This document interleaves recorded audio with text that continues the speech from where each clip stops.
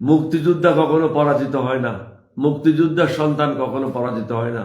পরাজিত হয়েছে টাকা এবং আমার এলাকার নির্বাচন এলাকার কিছু লোক।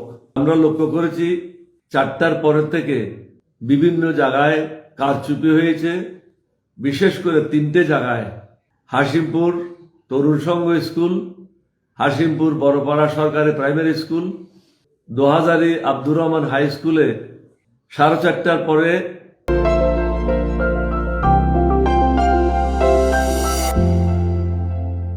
অপরিচিত কয়েক শত লোক প্রবেশ করে তারা জোরপূর্বক, হয়তো ওখানে যারা প্রিসাইডিং পুলিং ছিল তাদের সাথে পূর্ব পরিকল্পিত ছিল এভাবে কাজ করার জন্য, তারা অনেকগুলি ব্যালট পেপার সেখানে ঢুকিয়ে দিয়েছে।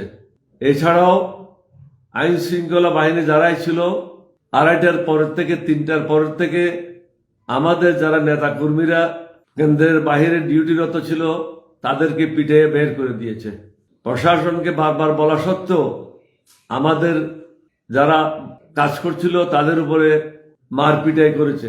অন্যদিকে জসিম 6-7টা মাইক্রোবাস নিয়ে, মোটরসাইকেল নিয়ে, ডেমনস্ট্রেশন দিয়ে বিভিন্ন জায়গায় ভ্রমণ করেছে এবং সন্ধ্যার আগে সন্ধ্যার পরে প্রায় 30টা-40টা মাইক্রোবাস নিয়ে, ট্রাক নিয়ে মিছিল করে উপজেলা হেডকোয়ার্টার এসেছে।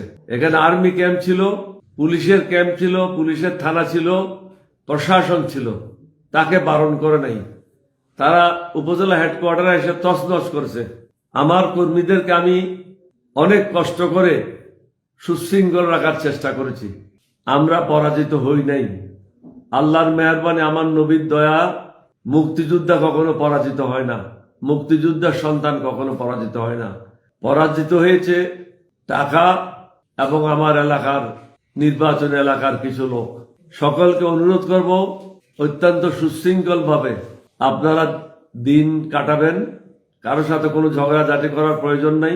এখন কিছু উচ্ছৃঙ্খল ছেলেরা আমাদের কর্মীদের উপর আক্রমণ করছে, প্রশাসন নীরব।